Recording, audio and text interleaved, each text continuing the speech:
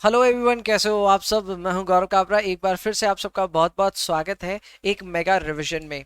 CMA final के SFM की हम लोग तैयारियां कर रहे हैं और ऐसे में तैयारियों के बाद एक रिवीजन की जरूरत आमतौर पे पड़ती ही है। और उन रिवीजन को एक मेगा रिवीजन का शक्ल देना हमेशा से हमारा एक प्लान रहा है। मेगा रिवीजन वो रिवीजन होता है जिसमें हम ज्यादा से ज्यादा सवालों को कैप्चर कर पाए और ऐसे रियलिस्टिक क्वेश्चंस को कैप्चर कर पाए जिनके आने की संभावनाएं या फिर जो प्रोबेबिलिटी है वो कुछ हो एग्जाम में। ऐसा ना हो कि यार हम टफ टफ क्वेश्चंस प्रैक्टिस करें और जो जमीनी हकीकत है या जो एग्जाम में आता है उससे हम दूर हो जाएं। और इसी चीज को ध्यान में रखते हुए हमने स्कैनर्स को सॉल्व करने का डिसीजन लिया था अपने मेगा रिवीजन में। और ये कहानी चलते चलते चैप्टर बाई चैप्टर अब फॉरेक्स पे आ बैठी है। फॉरेक्स के आज के इस मेगा रिवीजन की शुरुआत कर रहे हैं एंड एज यूजुअल कॉन्सेप्ट्स को तो हम कवर करेंगे ही, उसके साथ हम जो पास्ट टर्म में क्वेश्चंस आए हैं उन सबको इवैल्यूएट करते हुए आगे बढ़ेंगे। हमेशा की तरह टाइम एफिशिएंसी का बहुत ज्यादा ख्याल रखता हूं मैं। तो आपको ये मेगा रिविजन्स नाम से मेगा लगते हैं, ठीक है, काम मेगा होता है लेकिन टाइम मेगा नहीं लगता है। So usually lessons are not that big. 1 घंटा सवा घंटा का एक पार्ट बनेगा, उससे ज्यादा मेरे को नहीं लगता ये फर्स्ट पार्ट में टाइम लगना चाहिए। हालांकि क्या पता, अभी शुरू कर रहा हूं मैं रिकॉर्डिंग, कितना भी समय लग सकता है। बट फॉरेक्स की अगर हम बात करें तो मेरा मन है कम से कम 2 पार्ट्स इसमें रिकॉर्ड किए जाएं, जिसका पहला पार्ट कैटेगरी 1 और 2 को केटर करता हुआ होगा। कैटेगरी 2 काफी ज्यादा इंपॉर्टेंट है from examination point of view, क्योंकि उस पर काफी ज्यादा बार एग्जाम में क्वेश्चंस आए हुए हैं in the past.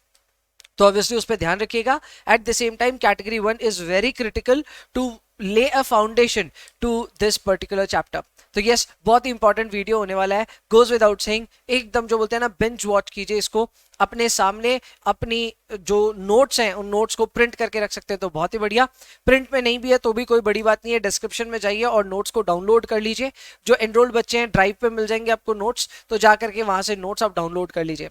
Once you have downloaded the notes, उसके बाद में एक चीज ध्यान रखिएगा, कम से कम इतना काम कीजिएगा कि जब आप ये लेक्चर देख रहे हैं कैलकुलेटर एक कॉपी पेन लेकर के जरूर बैठे।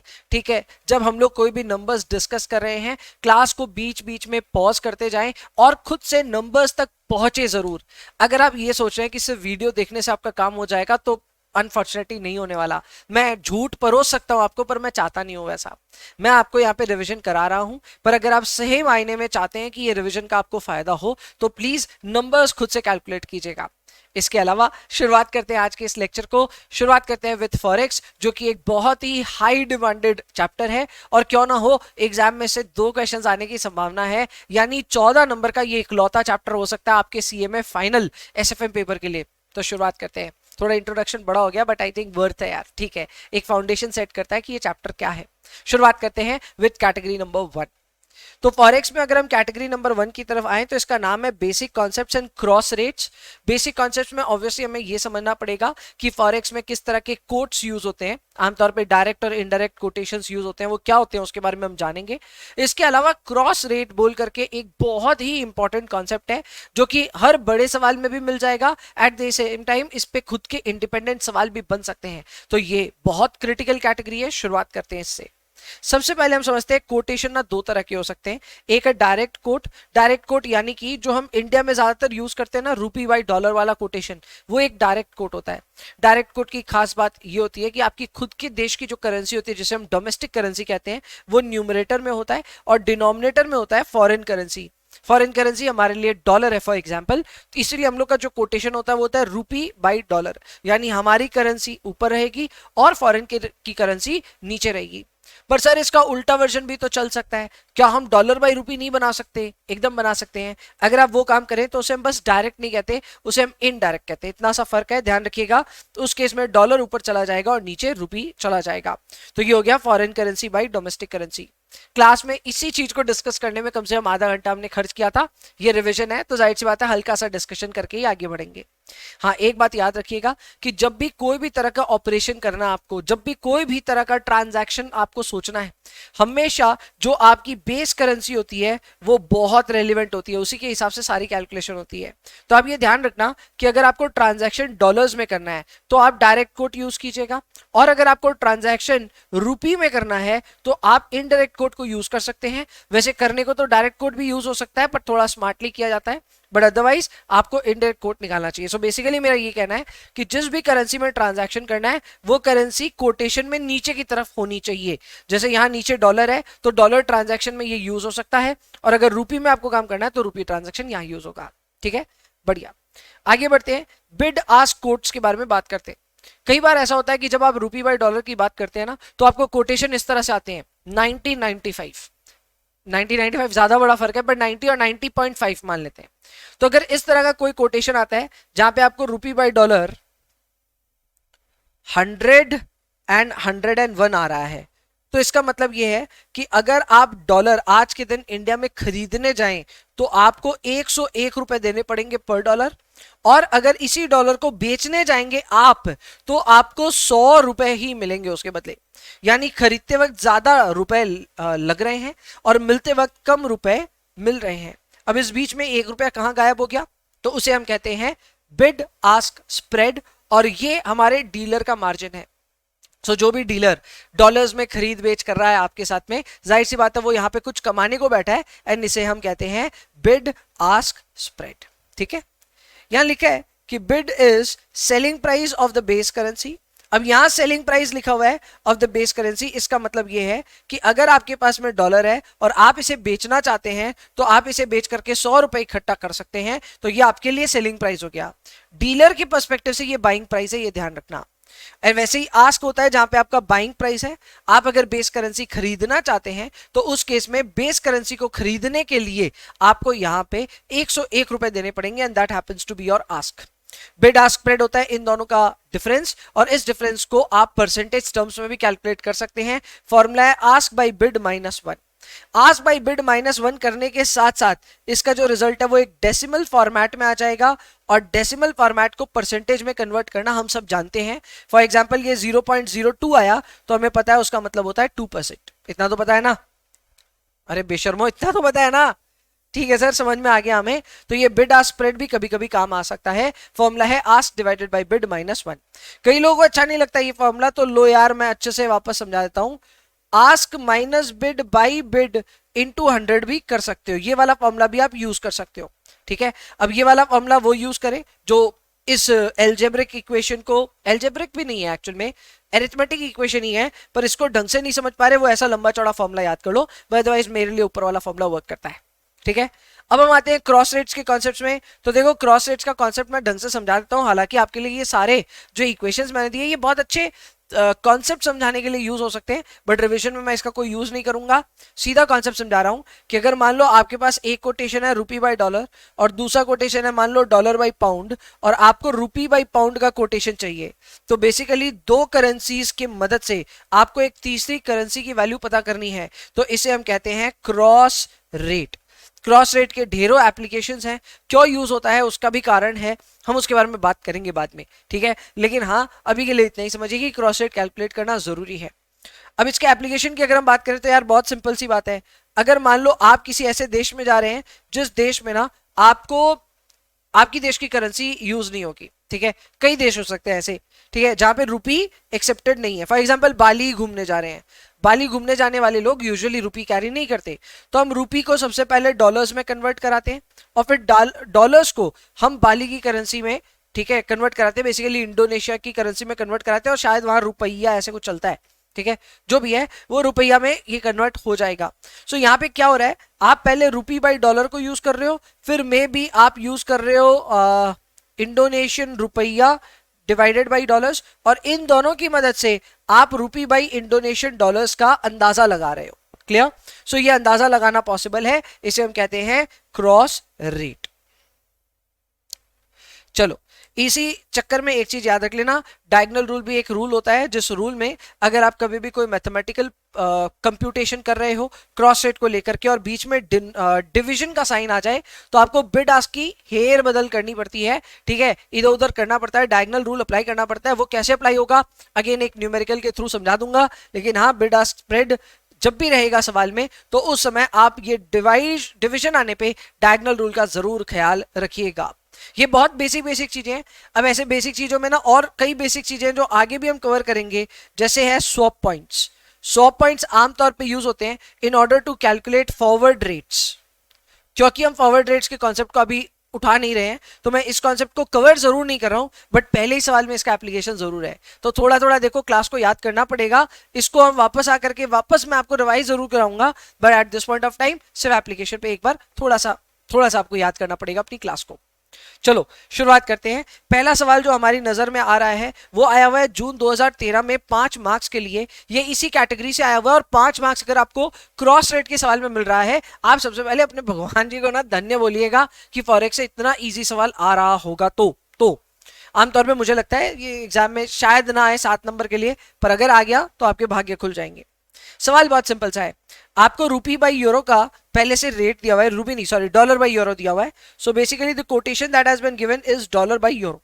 इसके अलावा you have also been given dollar by pound as well, तो डॉलर बाई पाउंड भी आपको दिया हुआ है। अब यहाँ पे दोनों की स्पॉट रेट्स दी हुई है और उसके बाद स्वैप पॉइंट्स दिए हुए हैं। तो सबसे पहले आपको ये समझना पड़ेगा कि स्पॉट रेट्स और जो आपके स्वैप पॉइंट्स होते हैं उन दोनों का प्लस माइनस करने के बाद में जो रिजल्ट आता है वो एक फॉरवर्ड रेट आ जाता है। तो जाहिर सी बात है सवाल चाहता है कि हम फॉरवर्ड रेट कैलकुलेट करें, वो दिख ही रहा है, स्ट्रक्चरली दिख रहा है। तो अगर हम इन दोनों इंफॉर्मेशन को यूज करें तो हमारे पास डॉलर बाई यूरो की फॉरवर्ड रेट आ जाएगी, और इन दोनों इंफॉर्मेशन को यूज करें तो हमारे पास डॉलर बाई पाउंड की फॉरवर्ड रेट आ जाएगी। पर इन्होंने क्या पूछा, इन्होंने पूछा forward rate for euro by pound. अरे भाई हमें चाहिए यूरो बाई पाउंड, अब ये तो हमारे पास है नहीं, तो इसको पता करने के लिए अपने को मैथमेटिकल इक्वेशन कैसे बनेगा समझना है। तो देखना, आपको नीचे पाउंड चाहिए ना, तो इन दोनों करेंसी में जिसमें भी नीचे पाउंड है पहले वो ले लीजिए, जैसे dollar by pound. So dollar by pound मैंने यहाँ पे ले लिया। अब इसके बाद में मुझे अननेसेसरली जो डॉलर ऊपर है उसको यहाँ पे कैंसिल करना है, और मेरे पास दूसरा कोटेशन है डॉलर बाई यूरो का, तो मैं बीच में एक डिवाइजर साइन लगाऊंगा और यहाँ पे डॉलर बाई यूरो कर दूंगा। जैसे इसको करूंगा तो ये एक्चुअल में बनेगा dollar by pound divided by dollar by euro. तो ये डॉलर डॉलर कट जाएगा, यूरो ऊपर चला जाएगा, एंड हमें जो चाहिए यूरो बाई पाउंड वो हमें मिल जाएगा। इसके पीछे का जो लॉजिक है, ये डिवाइड क्यों हुआ, मल्टीप्लाई क्यों हुआ, अगेन ये कॉन्सेप्ट बिल्डिंग के दौरान सीखना चाहिए। अभी रिवीजन में सिर्फ मैं आपको बताऊंगा प्लस होगा, माइनस होगा, इंटू होगा, डिवाइड होगा, वगैरह वगैरह। पर वो करने के लिए भी ध्यान रखिएगा, फॉरवर्ड रेट आपको चाहिए यूरो बाई पाउंड का, तो पहले आप अपनी फॉरवर्ड रेट्स पे पहुंचिए तो सही। तो फॉरवर्ड रेट्स के लिए हम सबसे पहले डॉलर बाई यूरो की फॉरवर्ड रेट देख रहे हैं। तो इसमें बस एक चीज देखने की होती है कि आपका जो स्वैप पॉइंट है वो किस तरह प्रेजेंटेड है। अगर वो 20/30 के स्ट्रक्चर में प्रेजेंटेड है तो आपको स्वैप पॉइंट को ऐड करना पड़ता है, मैंने यहाँ पहले से शो कर रखा है। सो स्वैप पॉइंट को आप ऐड करेंगे, और अगर ये 35 और 25 के स्ट्रक्चर में मेंशन्ड है तो ये बड़ा से छोटा हो रहा है ना, 35 पहले बड़ा है और 25 छोटा है, तो उस केस में आप माइनस करेंगे अपने 100 पॉइंट्स को। इसलिए मैंने 100 पॉइंट्स के लिए प्लस और माइनस दोनों का स्कोप छोड़ा था, कभी प्लस भी होता है और कभी माइनस भी होता है। और दूसरी बात यह है कि जब भी प्लस या माइनस होगा तो पीछे से होगा, यानी आप जैसे कर रहे हो 0.8385, आपको इसमें ऐड करना है 20 बेसिस पॉइंट्स या स्वैप पॉइंट्स, तो आप ऐड करेंगे 20 एकदम लास्ट में जाकर के, तो ये बन जाएगा 0.8405, 0.8405। ऐसे ही आपको 0.8391 में ऐड करना है 30 पॉइंट्स, तो आप ऐड करेंगे 30 लास्ट में जाकर के, इट विल बिकम 0.8421, 0.8421। तो ये हमारे पास में आ गए हैं दो quotes for dollar by euro, ये इनकी फॉरवर्ड रेट्स आ गई, हम पहले से कैलकुलेट करके बैठे थे। अब यही सेम काम आपको वापस दोबारा करना है। दोबारा करते वक्त ध्यान दीजिएगा, आपको माइनस साइन पे ध्यान देना है खास करके। तो ये हो जाएगा 1.4548, इसमें से आप माइनस करेंगे 35, इट विल बिकम 1.4513। ऐसे ही आपकी दूसरी रेट है 1.4554, इसमें से माइनस करेंगे 25 लास्ट में जाकर के, सो इट विल बिकम 1.4529, 1.4529। सो ये भी हमारे पास यहाँ रेट्स आ गई। इन दोनों रेट्स के आते ही अब ध्यान रखिएगा, हमको यहाँ पे डिवीजन रूल लगाना है और दूसरा हमको यहाँ पे डायगोनल रूल का अप्लाई करना है। सो हम क्या करेंगे, हम करेंगे dollar by pound divided by dollar by euro. तो ये रहा dollar by pound divided by dollar by euro. जैसे ही हम बीच में डिवीजन कर रहे हैं तो क्या हो रहा है, हम 1.4513 ले रहे हैं, ये वाला ठीक है। डिवाइड करने के टाइम पे हम इसको डिवाइड करेंगे 0.8421 से। वैसे ही जब हम 1.4521 ले रहे हैं तो डिवाइड करते वक्त हम एक्चुअली डिवाइड करेंगे 0.8405 से, तो उल्टे रूल से अप्लाई करेंगे।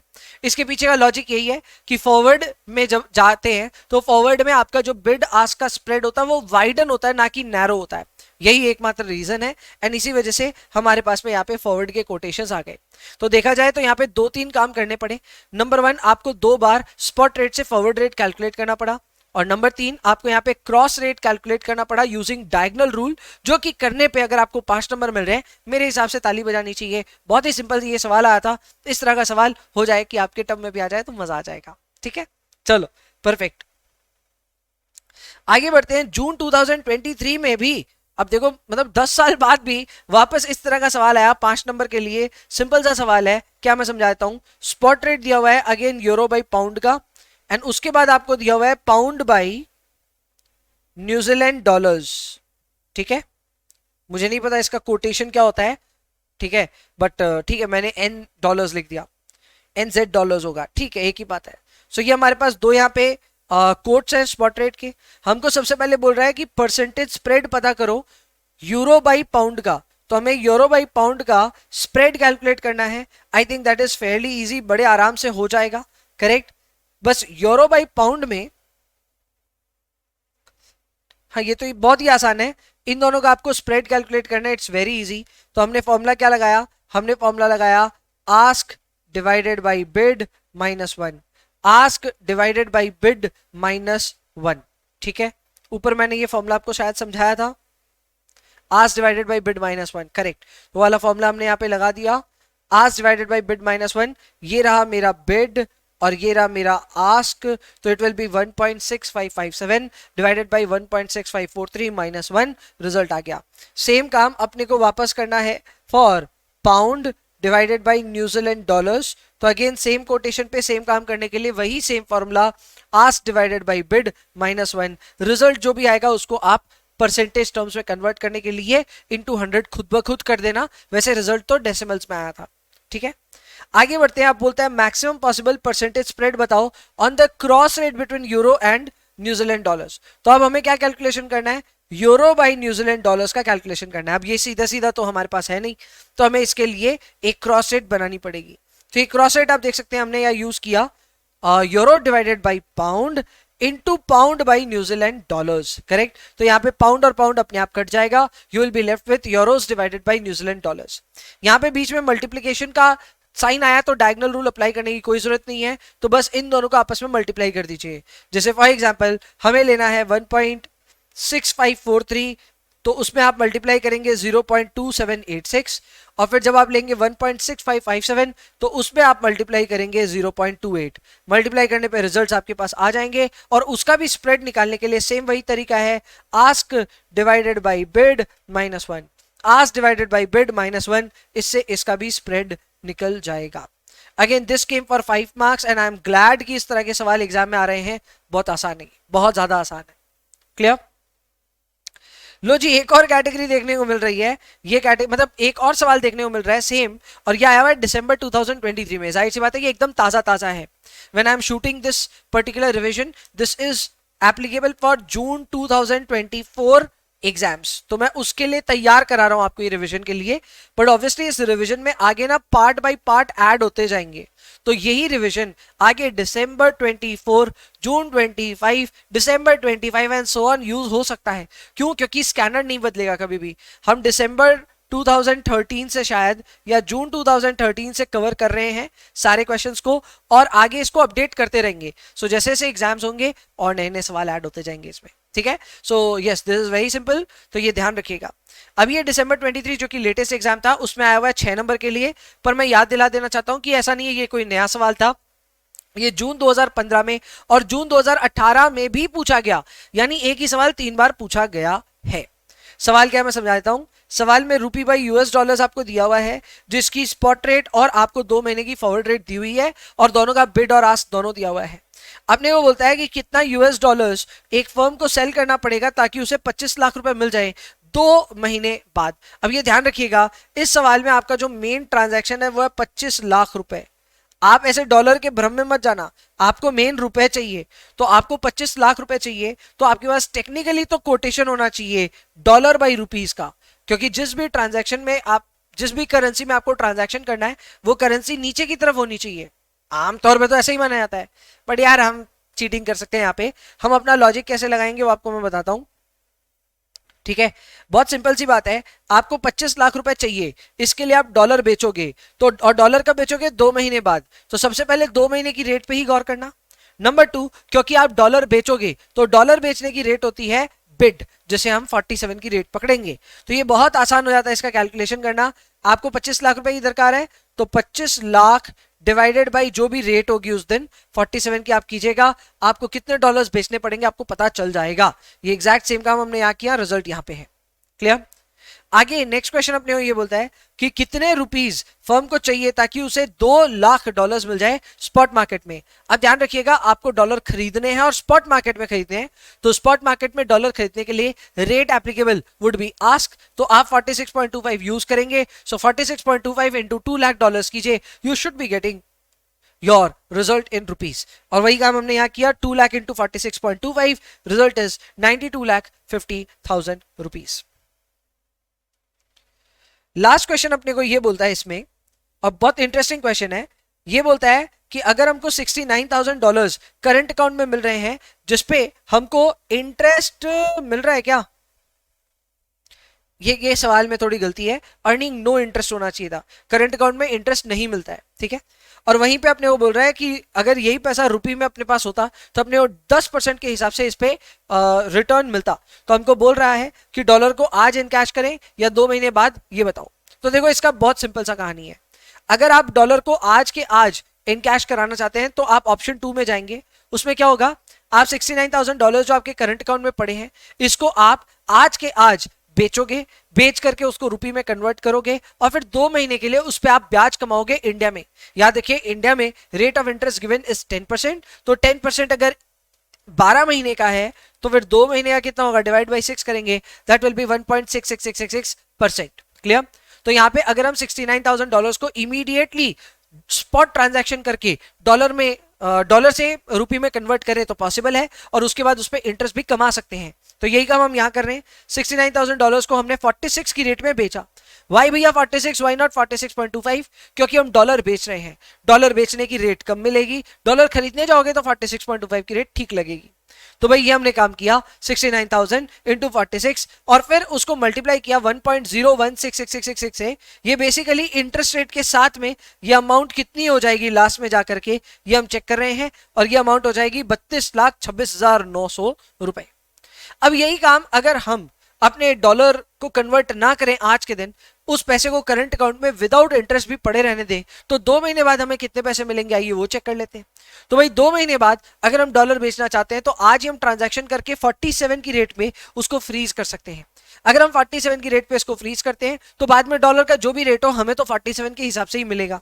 और वही चीज हमने यहाँ किया, $69,000 को 47 के हिसाब से कन्वर्ट किया। यहां ध्यान रखिएगा कोई हमें इंटरेस्ट नहीं मिल रहा है, क्योंकि यूएस में ये पैसा एक करंट अकाउंट में पड़ा है, तो जाहिर सी बात है वहां पे कोई भी इंटरेस्ट नहीं है। तो उसको हमने यहाँ पे कैलकुलेशन किया, 32,43,43, ठीक है, 32,43,000 रुपए का यहाँ पे टोटल अमाउंट आ रहा है। जाहिर सी बात है जहां ज्यादा पैसा आएगा हम उस ऑप्शन को हाँ बोलेंगे, and this way option number 1 is a better option. यानी पैसे को आप यूएस में ही रखिए और इंडिया में लाएंगे तो यह वो पैसे कम हो जाएंगे, भले आपको उसमें ब्याज मिल रहा हो। ओके, नेक्स्ट क्वेश्चन पे आते हैं, जो कि है दिसंबर 2014 में आया हुआ सिर्फ 2 नंबर के लिए क्वेश्चन। जाहिर सी बात है, अच्छा ये जून 2016 में भी आया था, और जाहिर सी बात है इस तरह के सवाल अब एमसीक्यू के लिए ज्यादा रेलेवेंट हो गए हैं। सवाल में ये बोला है कि हमारे पास रुपी बाई पाउंड का कोटेशन है बिड और आस्क दोनों में, हमारे पास रुपी बाई डॉलर का भी कोटेशन है, और हमको कोटेशन लगाना है डॉलर बाई पाउंड का। तो इसके लिए हम फॉर्मूला लगाएंगे rupee by pound divided by rupee by dollar. जैसे हम इसको ठीक करेंगे it will become rupee by pound into dollar by rupee. Correct, ये दोनों कट गया and we are left with what, we are left with dollar by pound. So dollar by pound का rate आ जाएगा, बीच में डिवीजन का sign है, तो प्लीज डायगोनल रूल का ध्यान रखिएगा। बस हमने यही काम किया भैया, हमने रुपी बाई पाउंड जब लिया तो ये रही रेट्स हमारी, और उसको डिवाइड जब करना था रुपी बाई डॉलर से तो हमने उल्टी रेट से डिवाइड किया है। 100.68 को हमने डिवाइड किया 62.87 से, और 102.95 को हमने डिवाइड किया 61.86 से। तो डायगोनल रूल जरूर अप्लाई हो रहा है, but at the same time बहुत ही आसानी से ये सवाल का रिजल्ट आ रहा है। This was based on cross rate and मेरे हिसाब से ये बहुत ज्यादा आसान था। चलो, with that being said, this marks the end of our first part. मैं चाहता था पहले फर्स्ट पार्ट में ना कैटेगरी 2 को भी कवर करूं, बट कैटेगरी 2 अपने आप पे काफी ज्यादा समय लेने वाला है, तो अभी कैटेगरी 1 को ही यहाँ पे फिनिश करते हैं। पार्ट 1 यहाँ पे होता है ओवर। एज यूजुअल सब कुछ डिस्क्रिप्शन में है, you can go to the description, download the notes. You can also obviously if you want to, आपको नीचे हमारे कोर्स, वीडियो कोर्स वगैरह के भी डिटेल्स मिल रहे हैं, जिसके एग्जाम दिसंबर में या और आगे हैं, तो वो लोग डेफिनेटली कोर्स के डिटेल्स चेक कर सकते हैं। बट अभी के लिए फर्स्ट पार्ट यहाँ पे ओवर होता है। मिलते हैं अपने नेक्स्ट पार्ट में, तब तक के लिए bye bye, take care, enjoy yourselves please, and please पढ़ाई करते रहिए।